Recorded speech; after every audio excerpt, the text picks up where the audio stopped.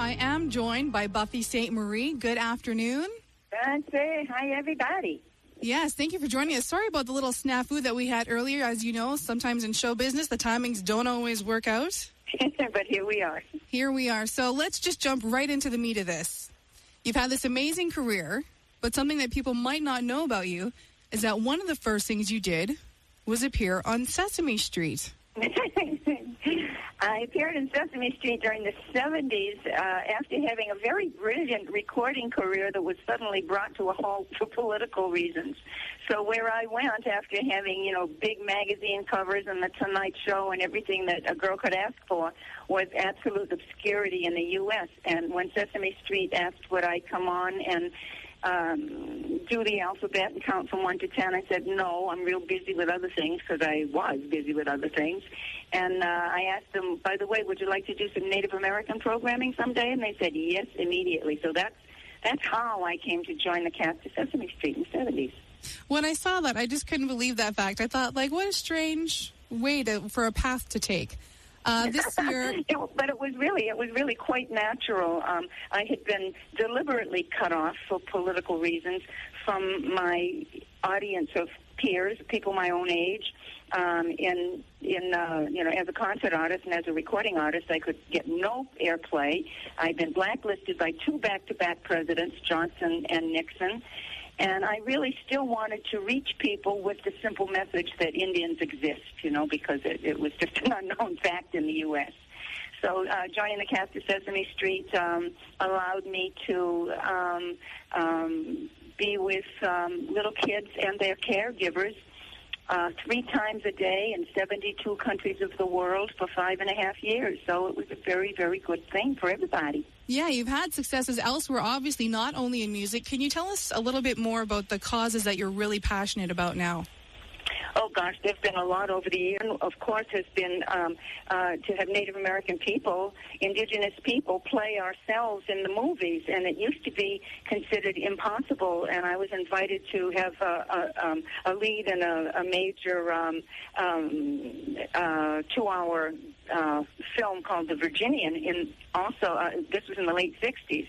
And I was told by the director, Leo Penn, Sean Penn's dad, and the producer, Joel Robeson, that there aren't any Indians in Hollywood, so we can't possibly make your wish come true. At which point I took them over to the Indian Actors Workshop, and things changed forever in Hollywood. So just because you come from some small reserve in the middle of nowhere and you want to make change, don't let anything hold you back. Just give it a shot, because I've lucked out many times, and it's benefited a lot of people. Well, you're certainly not doing too bad now. You're up for Songwriter of the Year, Aboriginal Album of the Year, and Contemporary Roots Album of the Year at this year's Juno Fest Indigenous Showcase Awards. Yeah, that's nice, huh? Yeah, it is nice. Where do you draw the inspiration behind these achievements? Oh, gosh, it has nothing to do with achievements. I'm just like everybody else. I write songs about, the things that, and the people in my life, and, the beauty of the countryside, and protesting what I think people ought to know about, and, it's being, the information's being withheld from them. I like to inspire people with songs, whether it's a love song or something like Carry It On. Really, as an artist, it's a great opportunity to step forward and make a difference just by representing yourself as an Aboriginal person. And I think a lot of Aboriginal people hold back because they say, well, this is just what I think, and I can't represent all Aboriginal people, but you don't have to, do it anyway. If you've got a talent, if you've got some knowledge, if you've got something to say, give it a shot, from wherever you are, whatever you are, whether you're a teacher or just a friend, or whether you're a social worker or an entertainer, you can make your little contribution, and sometimes other people will catch on to it and maximize it in a way that is just mind-blowing. That's right. Don't let any roadblocks get in your way. Even if they do appear pretty big, sometimes you can just jump over them like a hurdle, no problem. Sometimes you can, and other times you can join with other people in things that they have going on. For instance, Idle No More was right up my alley, and I had songs that were ready, and, I'm good friends with a lot of people who, are part of Idle No More, and And yet there are people that who I'll never even meet who are doing the lion's share of the work in something that I truly support. So, if you really have a heart for Aboriginal issues or making the world a better place or taking care of nature or whatever it is, you can always find other like-minded people who they might be ahead of you, alongside you, behind you, on top of you, under you. But, you put them all together and we've got a circle. Now, I was just looking, as you were mentioning, people helping one another. You have a spot in the U.S. Library of Congress now from your 1964 album, It's My Way, chosen as so notable to keep for the ages. Can you tell me a bit about the people that helped you get such a notable spot? Oh, God, I have no idea. I just heard about it the other day. I saw it online. Oh, I don't really? know anything about it except that the other people, there were some pretty exciting people also on that list, like Mahler, the composer Mahler. Yeah, Metallica was also on there. Metallica, I think Tony Bennett and Lady Gaga. I mean, so I don't know how these things happen. It was a big surprise to me. That's pretty nice, huh?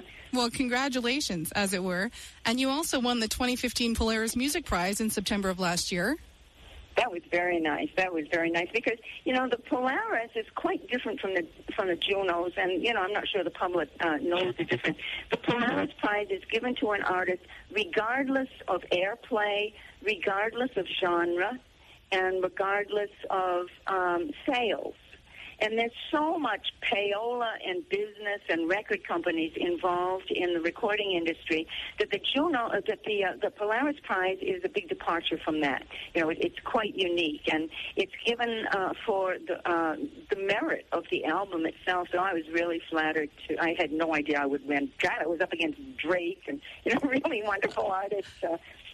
That's really an honor. The Junos, on the other hand, are quite different. And I don't think people understand that the Junos are kind of an industry award.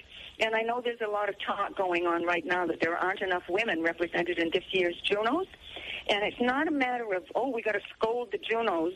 It's a matter of we have to let record companies know that we appreciate the kinds of music that we truly do appreciate, including women. And if the record companies themselves are not nominating women in their catalogs, then, they're the ones calling the shots. And it's always been an old boys network. It's a hard circle to break. Well, yeah, and the committee, the Juno committee is, 13 dudes and 2 women. This isn't something to get all huffy about or to get angry about, but it is something to point out. And the thing is, people are loving a lot of music that won't get nominated for anything. So, industry awards are really, really nice. And, I'm happy to be a part of the Junos. I know it's always a great show. I can't wait to see The Weeknd. I think it's going to be terrific. And the male artists who are nominated, well, they deserve to be nominated, too. But what's up? How come there aren't more women nominated this year? What's up? The Junos will tell you, well, some of them, their record companies didn't submit them, or they didn't submit them in time. So, it's like women and Indigenous people are sometimes just kind of an afterthought. It's not as though people are trying to discourage us, but we got to let them know that, we could use a little more support here. Hello, guys. Well, I'm sure a lot of people are looking forward to your performance. Now, you perform tomorrow night at Juno Fest, that's right? At the Indigenous Showcase at Grey Eagle. That's right. How are you hoping people take away from your performance? What kind of feeling are you trying to put out there? Oh, God, I don't know. It's different with every song. People always have a great time. I got my band with me, and they're hot, and we're in Hamilton. We're rehearsing for some summer shows with the Winnipeg Symphony and the next week with the Toronto Symphony. So, we're hot to make music. We're there because we love it, because we love the music, because we love the audiences, and it's going to be a good time. But I think most of all, I'm looking forward to hearing the other artists. The Indigenous Showcase is always good. You get a chance to hear other Indigenous artists who are making waves and getting heard, and it's always good. So anybody who's going to come to that showcase is going to have a good time. Do you have any advice for those who are up-and-coming artists who may be performing along with you? Oh, gosh, they don't need any help from me. But for up-and-coming would-be artists and songwriters, for God's sakes, learn more than those same old 3 chords that were being played on the radio and the country stations and the pop stations. There's a lot more to music than just what people are already doing in an obvious way, you know. You can always get better. Practice, play for everybody, and it's really not about the money and the fame of show business if you're a genuine artist. It's about the music itself and using it to do something, whatever it is that you're trying to do. You don't have to be doing something highfalutin. You don't have to be doing something protesty or political, although you sure can.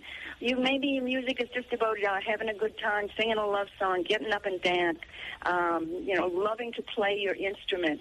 But don't be satisfied with a lower quality. Just keep on your whole life getting better and better and better, and I guarantee you're going to have a good time. Again, chatting with recording artist Buffy Sainte Marie, so legendary with your genre-bending music. Thank you so much for coming on the show. I really appreciate it. Oh, thank you, Kimberly. You have a great night. Yes, and have a good performance. Thanks. Thank you. Bye-bye. Bye.